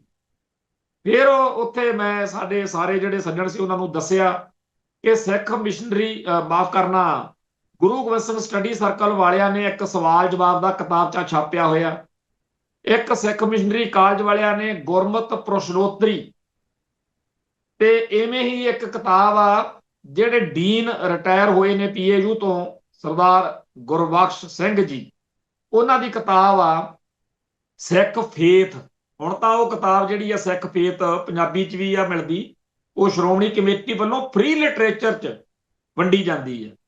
ਇਹੋ ਜਿਹੀਆਂ 15-20 ਕਿਤਾਬਾਂ ਮੈਂ ਉਹਨਾਂ ਨੂੰ ਦੱਸੀਆਂ ਜਿਨ੍ਹਾਂ 'ਚ ਸਿੱਖ ਧਰਮ ਬਾਰੇ ਮੁੱਢਲੇ ਸਵਾਲ ਜਵਾਬ ਜਿਹੜੇ ਆਮ ਜੇ ਸਾਡੇ ਸਾਰੇ ਭੈਣ ਭਰਾਵਾਂ ਨੂੰ, ਕਿਉਂਕਿ ਜਦੋਂ ਕੋਈ ਸਿੱਖਾਂ ਦਾ ਬੱਚਾ ਜਵਾਨ ਹੋਣ ਵੱਲ ਨੂੰ ਵੱਧਦਾ, ਅੱਲੜ ਉਮਰ ਹੁੰਦੀ ਹੈ, ਉਹਦੇ ਅੰਦਰ ਬਹੁਤ ਸਾਰੇ ਸਵਾਲ ਪੈਦਾ ਹੁੰਦੇ ਆ। ਉਹਨਾਂ ਸਵਾਲਾਂ ਨੂੰ ਉਹ ਆਲੇ ਦੁਆਲੇ ਤੋਂ ਪੁੱਛਣੇ ਚਾਹੁੰਦਾ, ਪਰ ਜੇ ਚਾਚੇ ਨੂੰ ਪੁੱਛੇ, ਚਾਚੇ ਨੂੰ ਨਹੀਂ ਪਤਾ, ਜੇ ਪਿਓ ਨੂੰ ਪੁੱਛੇ ਤਾਂ ਉਹਦੇ ਕੋਲੇ ਕੰਮ ਬਹੁਤ ਨੇ, ਮਾਂ ਵਿਚਾਰੀ ਆਪਦੇ ਚੱਕਰਾਂ 'ਚ ਉਲਝੀ ਪਈ ਆ, ਜੇ ਗੁਰਦੁਆਰੇ ਜਾਵੇ ਤਾਂ ਗ੍ਰੰਥੀ ਸਿੰਘ ਉਹਨੂੰ ਟੁੱਟ ਕੇ ਪੈਂਦਾ ਵੀ ਤੂੰ ਇੱਥੇ, ਮੈਨੂੰ ਹੋਰ ਕੰਮ ਥੋੜੇ ਆ। ਸੋ ਸਾਡੇ ਬੱਚਿਆਂ ਲਈ ਬਹੁਤ ਸਾਰੇ ਅਸਥਾਨ ਹੈਗੇ ਜਿੱਥੋਂ ਸਵਾਲਾਂ ਦੇ ਜਵਾਬ ਮਿਲ ਸਕਦੇ ਆ, ਪਰ ਹਰ ਇੱਕ ਦੇ ਲਈ ਹਰ ਇੱਕ ਮੌਕਾ ਨਹੀਂ ਹੈ। ਸੋ ਜਿਨ੍ਹਾਂ ਨੂੰ ਤਾਂ ਕੋਈ ਚੱਜ ਹਾਲ ਦਾ ਗੁਰਸਿੱਖ ਪਿਆਰਾ ਸਾਥੀ ਮਿਲ ਜਾਂਦਾ, ਉਹਨਾਂ ਦਾ ਤਾਂ ਪਾਰਾ ਤਾਰਾ ਹੋ ਜਾਂਦਾ, ਪਰ ਬਹੁਤਿਆਂ ਨੂੰ ਉਹ ਨਹੀਂ ਮਿਲਦਾ ਤੇ ਫਿਰ ਉਹ ਗੜਬੜਾ ਕਰਦੇ ਆ। ਹੁਣ ਜਿਨ੍ਹਾਂ ਨੂੰ ਮੌਕਾ ਨਹੀਂ ਮਿਲਿਆ, ਜਿਨ੍ਹਾਂ ਨੂੰ ਕੋਈ ਨਹੀਂ ਟੱਕਰਿਆ ਜਿੱਥੋਂ ਉਹ ਸਵਾਲਾਂ ਦੇ ਜਵਾਬ ਲੈ ਸਕਣ, ਜਾਂ ਜਿੱਥੋਂ ਉਹਨਾਂ ਨੂੰ ਕੋਈ ਸੇਧ ਮਿਲ ਸਕੇ, ਉਹੋ ਜਿਹਾ ਚੋਂ ਜੇਕਰ ਕੋਈ ਅਜੇ ਵੀ ਸ਼ਰਧਾ ਭਾਵਨਾ ਤਹਿਤ ਸ਼ਹੀਦੀ ਜੋੜ ਮੇਲੇ ਤੇ ਕਿਸੇ YouTube ਚੈਨਲ ਵਾਲੇ ਦੇ ਢਿੱਕੇ ਚੜ ਜੇ ਤੇ ਉੱਥੇ ਉਹਨੂੰ ਕੀਤਾ ਜਾਵੇ ਜਲੀਲ ਕਿ ਤੈਨੂੰ ਪਤਾ ਹੀ ਕੱਖ ਨਹੀਂ, ਤੇ ਫਿਰ ਆਪਾਂ ਕਿੱਡਾ ਗੁਨਾਹ ਕਰਤਾ, ਕਿੱਡਾ ਮਾੜਾ ਕਰਤਾ। ਸੋ ਸਾਡੇ ਸਾਰਿਆਂ ਦੇ ਲਈ ਇਹ ਬੜਾ ਜ਼ਰੂਰੀ ਹੈ ਕਿ ਜਿਹੜੇ ਸਾਡੀ ਕੌਮ ਦੇ ਬੱਚੇ ਅਜੇ ਉਸ ਉਮਰ ਦੇ ਦੌਰ ਵਿੱਚ ਨੇ ਕਿ ਉਹਨਾਂ ਨੂੰ ਗੱਲਾਂ ਦਾ ਨਹੀਂ ਪਤਾ, ਅਸੀਂ ਉਹਨਾਂ ਨੂੰ ਸੰਭਾਲੀਏ, ਉਹਨਾਂ 'ਚ ਉਤੇਜਨਾ ਪੈਦਾ ਕਰੀਏ, ਐਕਸਾਈਟਮੈਂਟ ਆਵੇ ਉਹਨਾਂ ਦੇ ਦਿਲ 'ਚ ਕਿ ਅਸੀਂ ਆਪਦੇ ਧਰਮ ਬਾਰੇ ਜਾਣਨਾ। ਇਹ ਸਾਡੀ ਪਨੀਰੀ ਹੈ। ਦੂਜਾ, ਉੱਥੇ ਅਸੀਂ ਸ਼ਹੀਦੀ ਜੋੜ ਮੇਲੇ ਤੇ ਦੇਖ ਰਹੇ ਹਾਂ ਕਿ ਠੀਕ ਆ ਕਿ ਗੁਰੂ ਕੇ ਲੰਗਰ ਸਾਦੇ ਹੋਣੇ ਚਾਹੀਦੇ ਆ, ਪਰ ਆਪਾਂ ਇਹ ਵੀ ਦੇਖੋ ਕਿ ਆਪਣੇ ਘਰਾਂ ਦੇ ਵਿੱਚ ਜਦੋਂ ਆਪਣਾ ਕੋਈ ਮਰਗ ਦਾ ਭੋਗ ਵੀ ਹੋਵੇ, ਆਪਣੇ ਕੜਾਹ ਪ੍ਰਸ਼ਾਦ ਵੀ ਬਣਦਾ, ਮਿੱਠਾ ਬਣਦਾ, ਜਾਂ ਆਪਣੇ ਕਈ ਵਾਰੀ ਕੋਈ ਹੋਰ ਮਿੱਠੀ ਚੀਜ਼ ਵੀ ਬਣਾ ਲੈਂਦੇ। ਜੇਕਰ ਉੱਥੇ ਬਹੁਤੇ ਪਕਵਾਨ ਨਹੀਂ ਹੋਣੇ ਚਾਹੀਦੇ, ਮੰਨ ਲਈ ਗੱਲ, ਸਾਦਾ ਲੰਗਰ ਹੋਣਾ ਚਾਹੀਦਾ, ਪਰ ਇਸ ਗੱਲ ਨੂੰ ਇੱਕ ਕਲੇਸ਼ ਜਾਂ ਲੜਾਈ ਬਣਾ ਕੇ ਬਹਿ ਜਾਣਾ, ਕਿਸੇ ਦੇ ਗਲ ਪੈਣ ਤੱਕ ਜਾਣਾ, ਤੇ ਤਾਨੇ ਮਿਹਣੇ ਮਾਰਨੇ, ਲਾਹਣਤਾਂ ਪਾਉਣ ਤੱਕ ਜਾਣਾ ਕਿ ਤੂੰ ਆਹ ਕੀ ਲਾਈ ਫਿਰਦਾ, ਇਹ ਵੀ ਮਤਲਬ ਸਾਡਾ ਗੱਲ ਕਹਿਣ ਦਾ ਤਰੀਕਾ ਜਿਹੜਾ ਉਹ ਸਲੀਕੇ ਵਾਲਾ ਹੋਣਾ ਚਾਹੀਦਾ। ਮੀਡੀਆ ਵਾਲਿਆਂ ਨੂੰ, ਖਾਸ ਤੌਰ ਤੇ YouTube ਚੈਨਲਾਂ ਵਾਲਿਆਂ ਨੂੰ ਮਸਾਲਾ ਚਾਹੀਦਾ, ਤੇ ਐਵੇਂ ਹੀ ਕਿਸੇ ਦੇ ਗੁਰੂ ਕੇ ਲੰਗਰ ਲੱਗੇ ਹੋਏ ਨੇ ਉੱਥੇ ਜਾ ਕੇ ਅਵਾ ਤਵਾ ਬੋਲੀਏ, ਇਹ ਕੋਈ ਸਿਆਣਪ ਵਾਲੀ ਗੱਲ ਨਹੀਂ ਹੈ। ਸੋ ਜਿਹੜੇ ਭਰਾ ਖਾਸ ਤੌਰ ਤੇ YouTube ਚੈਨਲਾਂ ਵਾਲੇ ਗੁਰੂ ਕੇ ਲੰਗਰਾਂ ਦੇ ਖਿਲਾਫ ਮੁਹਿੰਮ ਤੋਰ ਕੇ ਬਹਿ ਗਏ, ਜਾਂ ਜਿਹੜੇ ਨਿੰਗਦੇ ਕਰਦੇ ਬੱਚਿਆਂ ਨੂੰ ਘੇਰ ਰਹੇ ਨੇ, ਉਹਨਾਂ ਨੂੰ ਹੱਥ ਬੰਨ੍ਹ ਕੇ ਬੇਨਤੀ ਆ ਕਿ ਤੋੜਨਾ ਨਹੀਂ, ਜੋੜਨਾ ਵਾ। ਆਪਾਂ ਸਾਰੇ ਜਾਣਦੇ ਆ, ਸਾਡਾ ਇਤਿਹਾਸ, ਸਾਡੀ ਬਾਣੀ ਸਾਨੂੰ ਸੇਧ ਦਿੰਦੀ ਹੈ ਬਈ ਦਰਜੀ ਕੋਲ ਦੋ ਚੀਜ਼ਾਂ ਬੜੀਆਂ ਜ਼ਰੂਰੀ ਹੁੰਦੀਆਂ, ਇੱਕ ਕੈਂਚੀ ਜਿਹਦੇ ਨਾਲ ਕੱਪੜੇ ਕੱਟਦਾ, ਤੇ ਇੱਕ ਹੁੰਦੀ ਆ ਸੂਈ। ਜਦੋਂ ਵੀ ਬਾਰ-ਬਾਰ ਉਹਨੂੰ ਕੱਪੜਾ ਸਿਉਣ ਮੌਕੇ ਲੋੜ ਪੈਂਦੀ ਆ, ਉਹ ਕੈਂਚੀ ਚੱਕਦਾ ਤੇ ਉਹਦੀ ਵਰਤੋਂ ਕਰਕੇ ਉਹਨੂੰ ਛੱਡ ਦਿੰਦਾ। ਜਦੋਂ ਵੀ ਉਹਨੂੰ ਫਿਰ ਕੈਂਚੀ ਤੋਂ ਬਾਅਦ ਸੂਈ ਦੀ ਲੋੜ ਪੈਂਦੀ ਆ, ਸੂਈ ਵਰਤ ਲੈਂਦਾ, ਤੇ ਜਦੋਂ ਉਹਦੀ ਵਰਤੋਂ ਖਤਮ ਹੁੰਦੀ ਆ ਫਿਰ ਸੂਈ ਛੱਡ ਦਿੰਦਾ। ਕੈਂਚੀ ਵੀ ਛੱਡਣੀ ਪੈਂਦੀ ਆ ਬਾਰ-ਬਾਰ, ਸੂਈ ਵੀ ਛੱਡਣੀ ਪੈਂਦੀ ਆ ਬਾਰ-ਬਾਰ। ਪਰ ਇੱਕ ਉਹ 'ਚ ਦੇਖਣ ਵਾਲੀ ਗੱਲ ਆ, ਜਦੋਂ ਵੀ ਕੈਂਚੀ ਨੂੰ ਦਰਜੀ ਛੱਡਦਾ, ਉਹ ਪੈਰਾਂ ਵੱਲ ਨੂੰ ਭਗਾ ਕੇ ਜੇ ਮਾਰਦਾ, ਤੇ ਫਿਰ ਜਦੋਂ ਦੁਬਾਰਾ ਲੋੜ ਪੈਂਦੀ ਆ ਕਸੂਤਾ ਜਾ ਹੋ ਕੇ, ਕੋਡਾ ਜਾ ਹੋ ਕੇ ਚੱਕ। ਕੈਂਚੀ ਜਿੰਨੀ ਵਾਰ ਦਰਜੀ ਮਾਰਦਾ, ਭਗਾ ਕੇ ਹੀ ਮਾਰਦਾ, ਪਰਾਂ ਜੇ ਰੱਖ ਦਿੰਦਾ। ਪਰ ਸੂਈ ਆ ਜਿਹੜੀ ਸੂਈ, ਉਹਨੂੰ ਕਿੱਥੇ ਰੱਖਦਾ? ਸੂਈ ਨੂੰ ਆਪਦੀ ਦਸਤਾਰ ਦੇ ਵਿੱਚ ਇੱਥੇ ਐ ਰੱਖ ਲੂ ਤੇ ਇੱਥੋਂ ਕੱਢੂ। ਇਹ ਤੋਂ ਉੱਪਰ ਕਿਤੇ ਥਾਂ ਹੀ ਹੈ ਨਹੀਂ। ਸਭ ਤੋਂ ਉੱਚਾ ਥਾਂ ਸੂਈ ਨੂੰ ਮਿਲਦਾ। ਸੂਈ ਜਿਹੜੀ ਆ ਉਹ ਜੋੜਨ ਦਾ ਕੰਮ ਕਰਦੀ ਹੈ, ਸੂਈ ਸਿਉਣ ਦਾ ਕੰਮ ਕਰਦੀ ਹੈ। ਉਹਨੂੰ ਇੰਨਾ ਸਤਿਕਾਰ ਮਿਲਦਾ ਵੀ ਇੱਥੇ ਪੱਗ ਤੋਂ, ਦਸਤਾਰ ਤੋਂ ਉੱਤੇ ਮਿਲਦੀ ਥਾਂ, ਉੱਥੋਂ ਕੱਢਦਾ ਤੇ ਉਹ ਲਾਉਂਦਾ। ਤੇ ਕੈਂਚੀ ਵੱਢਣ ਟੁੱਕਣ ਦਾ ਕੰਮ ਕਰਦੀ ਹੈ, ਉਹਨੂੰ ਪੈਰਾਂ ਵੱਲ ਵਗਾ ਕੇ ਮਾਰਦਾ। ਸੋ ਜਿਹੜੇ ਭਰਾ YouTube ਚੈਨਲਾਂ ਵਾਲੇ ਕੈਂਚੀ ਵਾਲੀ ਬਿਰਤੀ ਲੈ ਕੇ ਪਹੁੰਚੇ ਨੇ, ਹੱਥ ਬੰਨ੍ਹ ਕੇ ਬੇਨਤੀ ਹੈ, ਕਿਸੇ ਦਾ ਦਿਲ ਨਾ ਦੁਖੀ ਕਰੋ। ਚੰਗਾ ਹੁੰਦਾ ਨਹੀਂ ਉਹ ਦਿਲਾਂ ਨੂੰ ਦਿਖਾਉਣਾ, ਦਿਲਾਂ ਦੇ ਵਿੱਚ ਰੱਬ ਵਸਦਾ। ਕੈਂਚੀ ਬਿਰਤੀ ਤੋਂ ਬਚੋ, ਸੂਈ ਵਾਲੀ ਬਿਰਤੀ ਕਿ ਜੋੜਨਾ। ਕੋਈ ਇਹੋ ਜਿਹੀ ਘਟਨਾ, ਕੋਈ ਇਹੋ ਜਿਹੀ ਗੱਲ ਜਿਹਦੇ ਨਾਲ ਉੱਥੇ ਬੱਚੇ ਆ ਜਿਹੜੇ, ਉਹਨਾਂ ਦੇ ਮਨ ਵਿੱਚ ਇਹ ਧਾਰਨਾ ਬਣ ਜਾਵੇ ਕਿ ਹੁਣ ਮੈਂ ਸਿੱਖ ਕੇ ਆਉਂ। ਮੈਂ ਇਹ ਗੱਲ ਹੋਰ ਵੀ ਬੜੇ ਸਤਿਕਾਰ ਨਾਲ ਦੱਸਣੀ ਚਾਹੁੰਦਾ ਕਿ ਕੱਲ YouTube ਚੈਨਲ ਤੇ ਕੈਨੇਡਾ ਤੋਂ ਇੱਕ ਸਾਡੀ ਭੈਣ ਨੇ ਵੀਡੀਓ ਅਪਲੋਡ ਕੀਤੀ, ਨਿੱਕੀ ਜੀ, ਜਿਵੇਂ ਲਾਈਵ ਕਰੀਦਾ। ਉਹ ਕਹਿੰਦੀ ਵੀ ਇਸ ਇਲਾਕੇ 'ਚ ਜਦੋਂ ਮੈਂ ਘਰ ਲਿਆ, ਸਾਡੇ ਆਲੇ ਦੁਆਲੇ ਇੱਥੇ ਗੋਰਿਆਂ ਦੇ, ਈਸਾਈ ਭਾਈਚਾਰੇ ਵਾਲਿਆਂ ਦੇ ਘਰ ਨੇ, ਤੇ ਉਹਨਾਂ ਵਿੱਚੋਂ ਕਿਸੇ ਨੇ ਕੱਲ ਮੈਨੂੰ 2-3 ਜਾਣਿਆਂ ਨੇ ਪੁੱਛਿਆ, ਬੱਚੇ ਨਾਲ ਸੀ, ਵੀ ਤੁਸੀਂ ਜੀ ਲਾਈਟਾਂ ਨਹੀਂ ਜਗਾਈਆਂ ਆਲੇ ਦੁਆਲੇ, ਜਿਵੇਂ ਲੋਕਾਂ ਨੇ ਕੀਤੀਆਂ ਹੋਣੀਆਂ, ਉਹ ਸਾਰਾ ਕੁਝ ਜਿਵੇਂ ਕਰਦੇ ਆ, ਅਗਲੇ ਦਾ ਤਿਉਹਾਰ ਆ, ਮਨਾਉਂਦੇ ਆ, ਅਗਲੇ ਈਸਾ ਮਸੀਹ ਦਾ ਦਿਨ ਮਨਾ ਰਹੇ ਆ, ਕ੍ਰਿਸਮਸ। ਤੇ ਮੈਂ ਕਹਿੰਦੀ ਉਹਨਾਂ ਨੂੰ ਸਮਝਾਉਣ ਲੱਗੀ, ਪਰ ਮੇਰੇ ਆ ਬੱਚੇ ਨੇ ਕੋਲੇ, ਇਹਨਾਂ ਨੇ ਜਿਵੇਂ ਉਹਨਾਂ ਨੂੰ ਦੱਸਿਆ, ਮੈਂ ਉਹ ਚਾਹੁੰਦੀ ਆ ਬੇਟੇ ਦੱਸੋ। ਉਹ ਦੋਨੇ ਬੱਚੇ ਲਾਈਵ ਦੇ ਵਿੱਚ ਬੋਲਦੇ ਨੇ, ਪਹਿਲੋਂ ਇੰਗਲਿਸ਼ 'ਚ ਬੋਲਦੇ ਆ ਮਾੜਾ ਜਿਹਾ, ਤੇ ਪਰ ਉਹ ਭੈਣ ਕਹਿ ਦਿੰਦੀ ਆ ਵੀ ਨਹੀਂ ਪੰਜਾਬੀ 'ਚ ਦੱਸੋ। ਉਹ ਦੱਸਦੇ ਆ ਦੋਨੇ ਨਿਆਣੇ ਕਿ ਅਸੀਂ ਉਹਨਾਂ ਨੂੰ ਕਿਹਾ ਗੋਰਿਆਂ ਨੂੰ ਕਿ ਇਹਨਾਂ ਦਿਨਾਂ ਦੇ ਵਿੱਚ ਤਾਂ ਸਾਡੇ ਸਾਹਿਬਜ਼ਾਦਿਆਂ ਦੀਆਂ ਸ਼ਹਾਦਤਾਂ ਹੋਈਆਂ ਸੀ, ਆਨੰਦਪੁਰ ਦੇ ਕਿਲੇ ਨੂੰ ਘੇਰਾ ਪਿਆ ਸੀ। ਉਹ ਸਾਰੀ ਹਿਸਟਰੀ ਜਿੰਨੀ ਕੁ ਬੱਚਿਆਂ ਨੂੰ, ਔਰ ਇੰਨੇ ਵਧੀਆ ਲੱਗੇ ਨਿਆਣੇ ਬੋਲਦੇ। ਤੇ ਉਹ ਕੁੜੀ, ਉਹ ਬੱਚੀ ਜਿਹੜੀ ਭੈਣ ਦੀ ਮੈਂ ਤੁਹਾਨੂੰ ਗੱਲ ਦੱਸਦਾ, ਮਾਂ ਜਿਹੜੀ ਆ, ਉਹ ਕਹਿੰਦੀ ਆ ਕਿ ਸੋਸ਼ਲ ਮੀਡੀਆ ਨੇ ਸਾਨੂੰ ਆਹ ਕੁਝ ਦਿੱਤਾ ਕਿ ਸਾਡੇ ਬੱਚਿਆਂ ਨੂੰ ਪਤਾ, ਅਸੀਂ ਕੈਨੇਡਾ ਬੈਠੇ ਆ, ਬੜੀ ਦੂਰ ਬੈਠੇ ਆ ਪੰਜਾਬ ਤੋਂ, ਤੇ ਆਹ ਸਾਰਾ ਕੁਝ ਜਦੋਂ ਬਾਰ-ਬਾਰ ਇਹਨਾਂ ਸਾਲਾਂ 'ਚ ਗੱਲਾਂ ਕਰਦੇ ਆ ਬਹੁਤ ਸਾਰੇ YouTube ਚੈਨਲਾਂ ਵਾਲੇ ਜਾਂ ਬਹੁਤ ਸਾਰੇ ਸੋਸ਼ਲ ਮੀਡੀਆ ਵਾਲੇ, ਫੇਸਬੁੱਕ ਤੋਂ ਜਾਂ ਹੋਰ ਟਵਿੱਟਰ ਤੋਂ ਬਹੁਤ ਸਾਰਾ ਕੁਝ ਇਹੋ ਜਿਹਾ ਲਿਖ ਕੇ ਪਾ ਰਹੇ ਨੇ। ਬੜੇ ਪਿਆਰੇ ਪਿਆਰੇ ਵੀਰ ਨੇ ਜਿਨ੍ਹਾਂ ਦਾ ਪੜ੍ਹਨ ਨੂੰ ਜੀ ਕਰਦਾ, ਆਪਦੇ ਮਨੋਭਾਵ, ਇਤਿਹਾਸ ਨੂੰ, ਕਈ ਗੱਲਾਂ ਬਹੁਤ ਕਮਾਲ ਦੀਆਂ ਆਉਂਦੀਆਂ। ਤੇ ਉਹ ਭੈਣ ਦੱਸ ਰਹੀ ਸੀ ਕਿ ਸਾਨੂੰ ਪੁੱਛ ਕੇ ਦੇਖੋ, ਜਦੋਂ ਮੈਨੂੰ ਇੰਨੀ ਖੁਸ਼ੀ ਆ, ਕਹਿੰਦੀ ਵੀ ਮੇਰੇ ਬੱਚੇ ਜਵਾਬ ਦੇਣ ਜੋਗੇ ਨੇ ਕਿ ਅਸੀਂ ਇਹ ਤਾਂ ਨਹੀਂ ਕੀਤਾ ਹੈਗਾ, ਅਸੀਂ ਸਾਡੇ ਤਾਂ ਇਹਨਾਂ ਦਿਨਾਂ ਚਾਹ ਗੱਲ ਸੀ। ਤੇ ਉਹ ਸਮਝ ਗਏ ਜਿਨ੍ਹਾਂ ਨੂੰ ਸਮਝਾਉਣਾ ਸੀ। ਮੈਂ ਇਹੀ ਗੱਲ ਇੱਥੇ ਕਹਿਣੀ ਚਾਹੁੰਦਾ, ਸਾਡੇ ਬੱਚੇ ਆ ਜਿਹੜੇ, ਉਹਨਾਂ ਨੂੰ ਸਿੱਖੀ ਤੋਂ ਤੋੜਨ ਦਾ ਜਿਹੜਾ ਪ੍ਰੋਜੈਕਟ ਦੁਸ਼ਮਣ ਵੱਲੋਂ ਚਲਾਇਆ ਜਾ ਰਿਹਾ ਵੀਰਵਾਲ ਦਿਵਸ ਵਾਲੀ ਧਿਰ ਵੱਲੋਂ, ਉਹਨੂੰ ਸਮਝੋ। ਜਿਹੜੀ ਗੱਲ ਮੈਕਾਲਫ ਵਰਗੇ, ਮਿਸਟਰ ਡੀ ਪੈਟਰੀ ਵਰਗੇ 100 ਸਾਲ ਪਹਿਲਾਂ ਲਿਖ ਗਏ ਕਿ ਹਿੰਦੂਆਂ ਦਾ ਪੂਰਾ ਜ਼ੋਰ ਲੱਗਿਆ ਹੋਇਆ ਵੀ ਸਿੱਖਾਂ ਦੇ ਨਿਆਣਿਆਂ ਨੂੰ ਸਿੱਖੀ ਤੋਂ ਤੋੜਨਾ, ਆਪਾਂ ਸਮਝੋ। ਦੇਖੋ ਕਿੱਡੀ ਵੱਡੀ ਗੱਲ ਆ ਕਿ ਇੱਕ ਪੂਰੀ ਕੌਮ ਜਿਹਦੇ ਕੋਲੇ ਇਸ ਮੌਕੇ ਰਾਜ ਦੀ ਤਾਕਤ ਹੈ, ਉਹ ਤੁਹਾਡੇ ਨਿਆਣਿਆਂ ਨੂੰ ਟਾਰਗੇਟ ਕਰਕੇ, ਜੇ ਇਹ ਨਿਆਣੇ ਸਿੱਖਾਂ ਦੇ ਸਕੂਲ 'ਚ ਅੜਕੇ ਆਉਣ, ਉੱਥੇ ਇਹਨਾਂ ਨੂੰ ਮਿਸਗਾਈਡ ਕਰੋ, ਪੁੱਠੀ ਪੜ੍ਹਾਈ, ਗਲਤ ਪੜ੍ਹਾਈ ਇਹਨਾਂ ਨੂੰ ਪੜ੍ਹਾਈ ਜਾਵੇ, ਧਰਮ ਤੋਂ ਤੋੜੋ, ਇਹਨਾਂ ਨੂੰ ਕਾਮਰੇਡ ਬਣਾ ਦਿਓ, ਇਹਨਾਂ ਨੂੰ ਨਾਸਤਕ ਬਣਾ ਦਿਓ, ਇਹਨਾਂ ਨੂੰ ਇਹਨਾਂ ਦੇ ਧਰਮ ਤੋਂ ਉਲਟ ਕਰਨਾ। ਇੱਕ ਪਾਸੇ ਤਾਂ ਇਹ ਚੱਲ ਰਿਹਾ, ਦੂਜਾ ਜਦੋਂ ਸਕੂਲ ਤੋਂ ਨਿਆਣਾ ਨਿਕਲੇ, ਟੀਵੀ ਦੇਖਣ ਬੈਠੇ, ਉੱਥੇ ਨਿਆਣੇ ਨੂੰ ਕੀ ਦਿਖਾਉਣਾ? ਉਹ ਸਾਰਾ ਕੁਝ ਜਿਹਦੇ ਨਾਲ ਨਿਆਣੇ ਦਾ ਹਿੰਦੂਕਰਨ ਹੋਵੇ ਤੇ ਹਿੰਦੀਕਰਨ ਹੋਵੇ। ਸਾਡੇ ਆਪਦੇ ਘਰਾਂ ਦੇ ਵਿੱਚ ਸਾਡੀ ਬੋਲੀ, ਪੰਜਾਬੀ ਬੋਲੀ ਨਾਲੋਂ ਜੇ ਹਿੰਦੀ ਵੜ ਰਹੀ ਆ, ਹਿੰਦੂਇਜ਼ਮ ਆ ਰਿਹਾ, ਆਪਾਂ ਤਾਂ ਕਿਤੋਂ ਸਿਖਾਉਣ ਨਹੀਂ ਜਾਂਦੇ। ਆਪਾਂ ਤਾਂ ਨਿਆਣਿਆਂ ਦੀ ਟਿਊਸ਼ਨ ਨਹੀਂ ਰੱਖੀ ਹੈਗੀ ਵੀ ਕਿਤੇ ਹਿੰਦੀ ਸਿੱਖ ਲੈਣ, ਪਰ ਉਹ ਹਿੰਦੀ ਕਿਉਂ ਬੋਲਦੇ ਤੇ ਉਹ ਹਿੰਦੂਇਜ਼ਮ ਬਾਰੇ ਇੰਨਾ ਜ਼ਿਆਦਾ ਕਿਉਂ ਜਾਣਦੇ?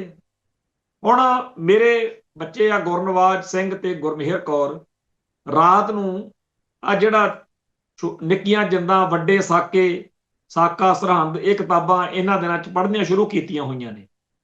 ਉਹ ਨਿੱਕੇ ਨਿੱਕੇ ਸਵਾਲ ਵੀ ਪੁੱਛਦੇ ਆ, ਫਿਰ ਜਦੋਂ ਸਵਾਲ ਪੁੱਛਦੇ ਆ ਤਾਂ ਚੰਗਾ ਲੱਗਦਾ। ਜਿਹੜਾ ਸਿੱਖਾਂ ਦਾ ਬੱਚਾ ਸਿੱਖੀ ਬਾਰੇ ਸਿੱਖਾਂ ਤੋਂ ਸਵਾਲ ਪੁੱਛਦਾ ਫਿਰੇ, ਸਮਝ ਲਓ ਕਿ ਉਹਦੇ ਅੰਦਰ ਕੁਝ ਕਰੰਟ ਹੈਗਾ। ਜਿਹੜਾ ਨਹੀਂ ਪੁੱਛਦਾ, ਉਹ ਘੋਗਲ ਕੰਨਾ, ਉਹ ਗਲਤ ਆ। ਸੋ ਆਪਣੇ ਉਹਨਾਂ ਬੱਚਿਆਂ ਤੇ ਖੁਸ਼ ਹੋਇਆ ਕਰੀਏ ਜਿਹੜੇ ਕਹਿੰਦੇ ਆ ਮੈਂ ਹਰ ਹਾਲਤ ਵਿੱਚ ਸਰਹੰਦ ਦੀ ਸਭਾ ਤੇ ਜਾਣਾ ਹੀ ਜਾਣਾ, ਮੈਂ ਚਮਕੌਰ ਸਾਹਿਬ ਜਾਣਾ ਹੀ ਜਾਣਾ। ਉਹਨਾਂ ਬੱਚਿਆਂ ਨੂੰ ਪਿਆਰ ਕਰਿਆ ਕਰੋ ਜਿਹੜੇ ਕਹਿੰਦੇ ਅਸੀਂ ਗੁਰੂ ਕੇ ਲੰਗਰ 'ਚ ਸੇਵਾ ਕਰਨੀ ਹੀ ਕਰਨੀ ਹੈ। ਉਹਨਾਂ ਬੱਚਿਆਂ ਦੇ ਸਿਰ ਤੇ ਹੱਥ ਰੱਖਿਆ ਕਰੋ ਜਿਹੜੇ ਸਿੱਖ ਕੌਮ ਦੇ ਕਾਰਜਾਂ ਦੇ ਵਿੱਚ ਹਿੱਸਾ ਲੈਂਦੇ ਆ। ਇਸ ਗੱਲ ਤੋਂ ਤੋੜਨ ਲਈ ਬੜਾ ਪ੍ਰਚਾਰ ਕੀਤਾ ਜਾਂਦਾ ਕਿ ਤਾਂ ਜੀ ਹੁੱਲੜਬਾਜੀ ਕਰਦੇ ਆ, ਹੁੜਦੰਗਪੁਣਾ ਕਰਦੇ ਆ, ਆਹ ਗਲਤ ਕਰਦੇ ਆ, ਉਹ ਗਲਤ ਕਰਦੇ ਆ। ਮੰਨ ਲਈ ਗੱਲ, ਬੇਵਕੂਫੀ, ਬਦਤਮੀਜੀ ਕਈਆਂ 'ਚ ਹੁੰਦੀ ਆ ਪਰ ਸਾਰਿਆਂ 'ਚ ਨਹੀਂ ਹੁੰਦੀ। ਸਾਰੇ ਮਾੜੇ ਨਹੀਂ ਹੈਗੇ, ਸਾਡੇ ਬੱਚੇ ਆ।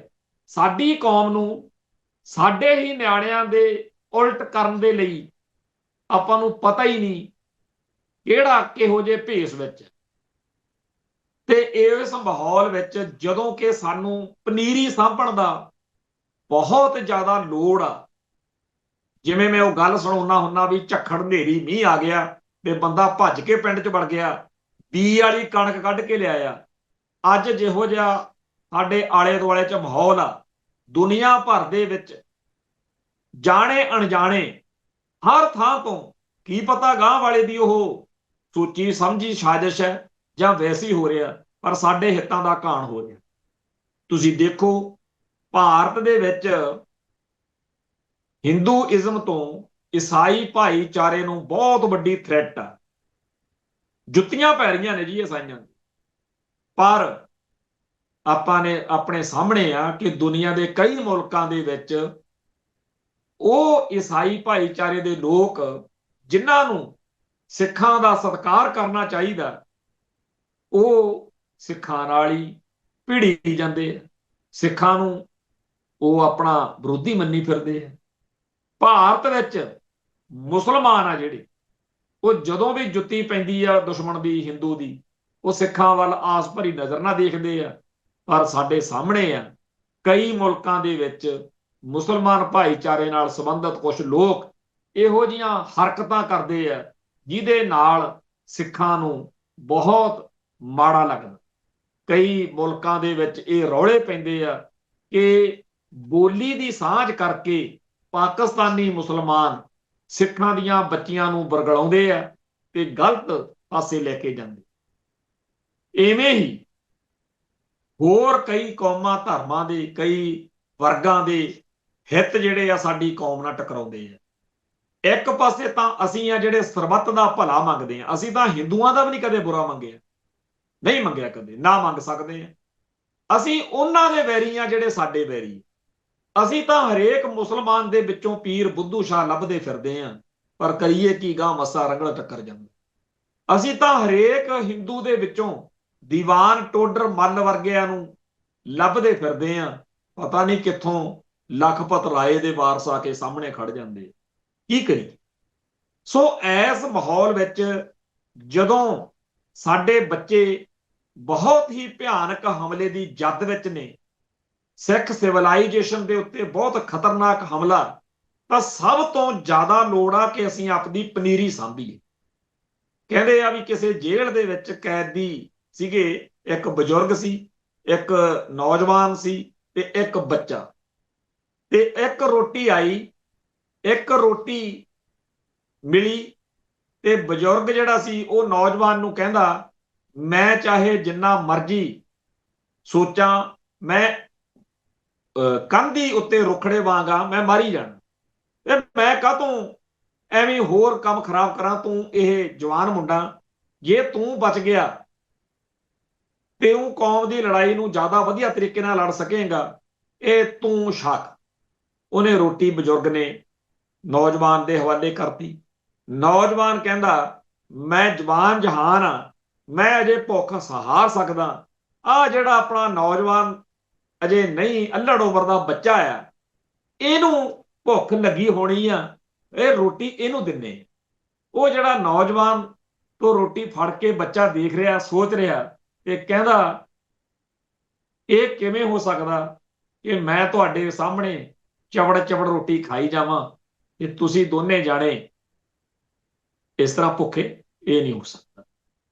ਫੈਸਲਾ ਹੋਇਆ ਕਿ ਤਿੰਨੇ ਜਾਣੇ ਵੰਡ ਕੇ ਛਕ ਲੈਣੇ, ਜਿੰਨਾ ਜਿੰਨਾ ਹਿੱਸਾ ਪੈਂਦਾ ਛਕਦੇ ਆ, ਤੇ ਉਸ ਅਕਾਲ ਪੁਰਖ ਦੇ ਚਰਨਾਂ 'ਚ ਅਰਦਾਸ ਕਰਦੇ ਆ ਕਿ ਸੱਚੇ ਪਾਤਸ਼ਾਹ ਸਾਨੂੰ ਮੁਕਤੀ ਦੇ, ਤਾਂ ਕਿ ਅਸੀਂ ਆਪਣੇ ਧਰਮ ਪ੍ਰਤੀ, ਆਪਣੀ ਕੌਮ ਪ੍ਰਤੀ ਫਰਜ਼ ਨਿਭਾ ਸਕੀਏ। ਇਹੀ ਇਸ ਮੌਕੇ ਸਾਡਾ ਫਰਜ਼ ਬਣਦਾ।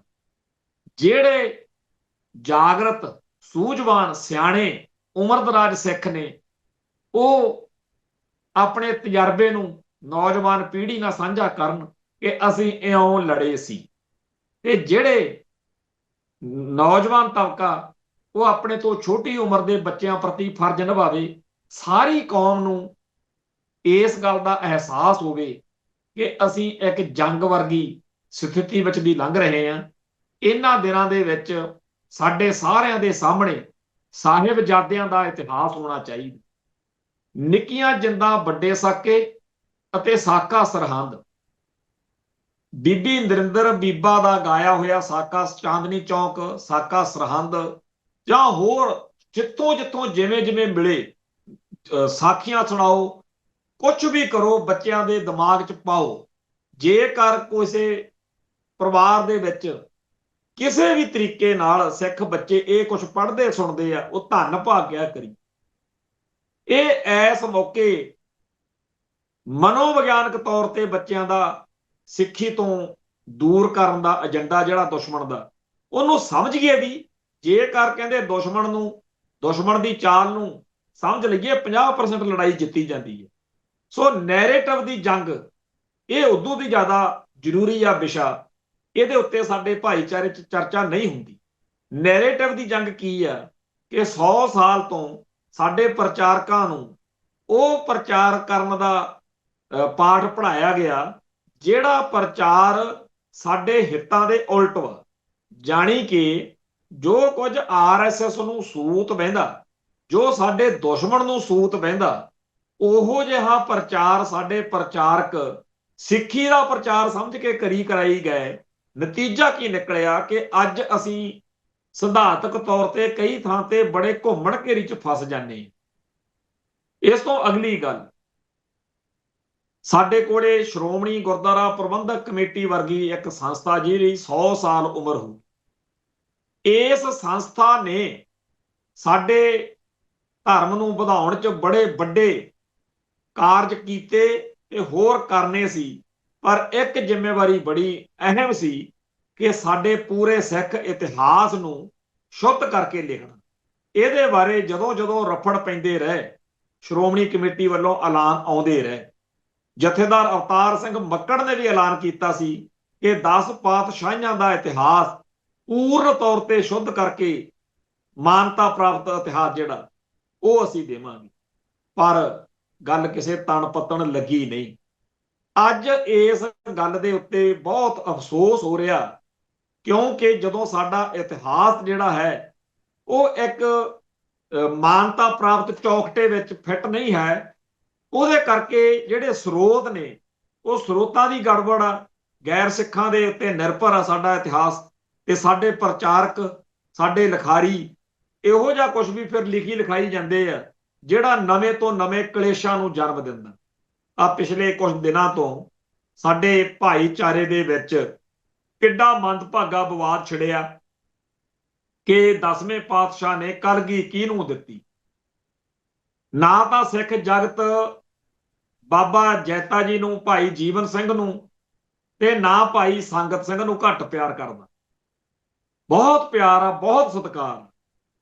ਪਰ ਇਹ ਜਿਹੜਾ ਵਿਵਾਦ ਆ ਇਹ ਪਿਛਲੇ ਕੁਝ ਸਾਲਾਂ ਤੋਂ ਧੁਖਦਾ ਇਸ ਵਾਰ ਪੂਰਾ ਸਵਾਦ ਖਰਾਬ ਕਰ ਗਿਆ, ਆਨੰਦ ਖਰਾਬ ਕਰ ਗਿਆ। ਸ਼ਹੀਦੀ ਜੋੜ ਮੇਲੇ ਤੇ ਦੇਵ ਸਿੰਘ ਜਿਹੜਾ ਸੜਕਨਾਮਾ ਕਰਕੇ ਜਾਣਿਆ ਜਾਂਦਾ, ਉਹਨੇ ਇੱਕ ਲਿਖਤ ਲਿਖੀ ਸੀ ਕਿਤਾਬ, ਉਹਦਾ ਟਾਈਟਲ ਸੀ ਸੜਕਨਾਮਾ। ਬਲਦੇਵ ਸਿੰਘ ਸੜਕਨਾਮੇ ਨੇ ਜਿਹੜਾ ਸੂਰਜ ਦੀ ਅੱਖ ਨਾਵਲ ਦੇ ਰੂਪ ਦੇ ਵਿੱਚ ਮਹਾਰਾਜਾ ਰਣਜੀਤ ਸਿੰਘ ਦੇ ਖਿਲਾਫ, ਉਹਨਾਂ ਦੀ ਸ਼ਾਨ ਦੇ ਖਿਲਾਫ ਕੁਫਰ ਤੋਲਿਆ। ਜੇ ਉਦੋਂ ਹੀ ਕੌਮ ਅਕਲ ਕਰ ਲੈਂਦੀ ਤੇ ਉਹਦੀਆਂ ਸਾਰੀਆਂ ਲਿਖਤਾਂ ਦਾ ਮੁਤਾਲਿਆ ਕਰਕੇ ਕਿਸੇ ਨਿਰਣੇ ਤੇ ਪਹੁੰਚ ਲਿਆ ਜਾਂਦਾ ਤਾਂ ਅੱਜ ਅਸੀਂ ਬਹੁਤ ਸਾਰੇ ਝਗੜਿਆਂ ਤੋਂ ਬਚ ਰਹਿਣਾ ਸੀ। ਆ ਜਿਹੜਾ ਬਾਬਾ ਜੀਵਨ ਸਿੰਘ ਅਤੇ ਬਾਬਾ ਸੰਗਤ ਸਿੰਘ ਦੀ ਕਲਗੀ ਵਾਲਾ ਵਿਵਾਦ ਆ, ਇਹਦੇ ਵਿੱਚ ਹੋਰ ਵੀ ਬਹੁਤ ਸਾਰੀਆਂ ਗੱਲਾਂ ਘਟਨਾਵਾਂ ਜ਼ਿੰਮੇਵਾਰ ਨੇ। ਪਰ ਮੋਟੇ ਤੌਰ ਦੇ ਉੱਤੇ ਜਿਹੜੀਆਂ ਲਿਖਤਾਂ ਇਸ ਬਲਦੇਵ ਸਿੰਘ ਸੜਕਨਾਮੇ ਵਾਲੇ ਨੇ ਲਿਖੀਆਂ ਨੇ, ਇਹਨੇ ਬਹੁਤ ਕੰਮ ਖਰਾਬ ਕੀਤਾ। ਇੱਥੋਂ ਤੱਕ ਕਿ ਇਹਨੇ ਜਿਹੜੀ ਇੱਕ ਕਿਤਾਬ ਪੰਜਵਾਂ ਸਾਹਿਬਜ਼ਾਦਾ ਲਿਖੀ ਹੈ। ਹੁਣ ਸਾਹਿਬਜ਼ਾਦੇ 4 ਅਰਦਾਸ ਵਿੱਚ ਆਉਂਦੇ ਆ ਤੇ ਆਪਾਂ 4 ਸਾਹਿਬਜ਼ਾਦਿਆਂ ਦਾ ਜਦੋਂ ਇਤਿਹਾਸ, ਫਲਸਫਾ, ਇਹਦੇ ਨਾਲ ਇਤਿਹਾਸ ਹੀ ਨਹੀਂ ਜੁੜਿਆ ਹੋਇਆ ਇਕੱਲਾ ਵੀ 4 ਸਾਹਿਬਜ਼ਾਦੇ, ਫਲਸਫਾ ਵੀ ਆ। ਡਾਕਟਰ ਜਸਵੰਤ ਸਿੰਘ ਨੇਕੀ ਦੀ ਅਰਦਾਸ ਕਿਤਾਬ ਜਿਹਦੇ ਚ ਅਰਦਾਸ ਦੀ ਵਿਆਖਿਆ ਆ, ਉਹ ਜੇ ਪੜ੍ਹੀਏ ਤਾਂ ਉਹਦੇ ਵਿੱਚ ਇਹ ਆਉਂਦਾ ਕਿ ਅਰਦਾਸ ਵਿੱਚ ਸਿਰਫ 4 ਸਾਹਿਬਜ਼ਾਦਿਆਂ ਦਾ ਜ਼ਿਕਰ ਕਿਉਂ ਹੈ, ਬਾਕੀ ਗੁਰੂ ਸਾਹਿਬਾਨ ਦੇ ਪੁੱਤਰਾਂ ਦਾ ਸਾਹਿਬਜ਼ਾਦੇ ਆ ਕੇ ਸਤਿਕਾਰ ਜਾਂ ਵਿਸਥਾਰ ਜਾਂ ਉਹਨਾਂ ਦਾ ਅਰਦਾਸ ਵਿੱਚ ਕਿਉਂ ਜ਼ਿਕਰ ਨਹੀਂ ਹੈ। 4 ਸਾਹਿਬਜ਼ਾਦਿਆਂ ਦਾ ਹੀ ਕਿਉਂ? ਉਹ ਜਦੋਂ ਬੰਦਾ ਪੜ੍ਹਦਾ ਤਾਂ ਬੜਾ ਆਨੰਦ ਆਉਂਦਾ ਹੈ। ਤੇ ਇਸ ਸੱਜਣ ਨੇ ਪਤਾ ਨਹੀਂ ਕਿੱਥੋਂ 5ਵਾਂ ਸਾਹਿਬਜ਼ਾਦਾ ਅੱਖਰ, ਹੁਣ ਸੁਣਨ ਵਾਲੇ ਨੂੰ ਜਾਂ ਪੜ੍ਹਨ ਵਾਲੇ ਨੂੰ ਬੜਾ ਚੰਗਾ ਲੱਗਦਾ ਕਿ ਜੇਕਰ 9 ਸਾਲ ਦੀ ਅਵਸਥਾ ਚ ਕਲਗੀਧਰ ਪਾਤਸ਼ਾਹ ਨੇ ਗੁਰ ਕਾ ਬੇਟਾ ਕਹਿ ਕੇ ਸਤਿਕਾਰਿਆ ਤਾਂ ਇਹ 5ਵਾਂ ਕਾਹਨੂੰ, ਇਹ ਤਾਂ ਸਭ ਤੋਂ ਪਹਿਲਾ ਸਾਹਿਬਜ਼ਾਦਾ ਹੋਇਆ। ਪਰ ਉਹਦੀ ਇਸ ਗੱਲ ਨੇ ਅੱਜ ਬਹੁਤ ਕਲੇਸ਼ ਖੜੇ ਕਰ ਦਿੱਤੇ। ਜੇਕਰ ਕੋਈ ਠੰਡੇ ਮਤੇ ਨਾਲ ਬਲਦੇਵ ਸਿੰਘ ਸੜਕਨਾਮੇ ਦੀਆਂ ਲਿਖਤਾਂ ਨੂੰ ਵਿਚਾਰੇ ਤਾਂ ਇਸੇ ਨਤੀਜੇ ਤੇ ਪਹੁੰਚੂਗਾ ਕਿ ਅੱਗ ਲਾਈ ਤੇ ਕੁੱਤਾ ਗਹੀਰੇ ਤੇ। ਕੁੱਤਾ ਕੰਧ ਤੇ ਵੀ ਕਹਿ ਦਿੰਦੇ ਆ, ਕੁੱਤਾ ਗਹੀਰੇ ਤੇ। ਹੁਣ ਇੱਕ ਪਾਸੇ ਇਸ ਸੱਜਣ ਦੀ ਉਸ ਲਿਖਤ ਖਿਲਾਫ ਪੂਰੀ ਸਿੱਖ ਕੌਮ ਦੁਖੀ ਹੋ ਕੇ ਇਹ ਤੇ ਪਾਬੰਦੀਆਂ ਦੀ ਗੱਲ ਕਰ ਰਹੀ ਸੀ ਬਈ ਇਹਨੇ ਮਹਾਰਾਜਾ ਰਣਜੀਤ ਸਿੰਘ ਦੀ ਸ਼ਾਨ ਦੇ ਖਿਲਾਫ ਲਿਖਿਆ। ਤੇ ਸਾਡੇ ਕੈਨੇਡਾ ਦੇ ਵਿੱਚ ਹੋਰ ਹੀ ਨਵਾਂ ਹੀ ਕੰਮ ਉਦੋਂ ਹੋ ਗਿਆ। ਤੁਸੀਂ ਹੈਰਾਨ ਹੋ ਰਹਿ ਜਾਓਗੇ ਕਿ ਮੈਂ ਇੱਥੇ ਬਹੁਤ ਸਾਰੇ ਇਹੋ ਜਿਹੀਆਂ ਲਿਖਤਾਂ ਨੂੰ ਦੇਖਦਾ ਕਰਦਾ ਜਾਣਦਾ। ਮੇਰੇ ਆਲੇ ਦੁਆਲੇ ਤੇ ਬਹੁਤ ਸਾਰੇ ਸੱਜਣ ਨੇ ਅੱਜ ਵੀ ਅਮਰਦੀਪ ਸਿੰਘ ਗਿੱਲ, ਕੁਝ ਕਲਾਕਾਰ ਟਾਈਪ, ਕੁਝ ਸਾਹਿਤਕਾਰ ਸੱਜਣਾਂ ਨੂੰ ਲੈ ਕੇ ਦੁਪਹਿਰੋਂ ਦੁਪਹਿਰਾ ਇੱਥੇ ਰਹੇ, ਜਿਨ੍ਹਾਂ ਨੇ ਦੀਪ ਸਿੱਧੂ ਨੂੰ ਲੈ ਕੇ ਉਹ ਫਿਲਮ ਬਣਾਈ ਸੀ ਜੋਰਾ। ਚਰਚਾ ਹੁੰਦੀ ਰਹੀ ਲਿਖਾਰੀਆਂ ਬਾਰੇ, ਲਿਖਤਾਂ ਬਾਰੇ, ਕਈ ਆਰਟ ਦੀਆਂ ਹੋਰ ਗੱਲਾਂ ਬਾਰੇ।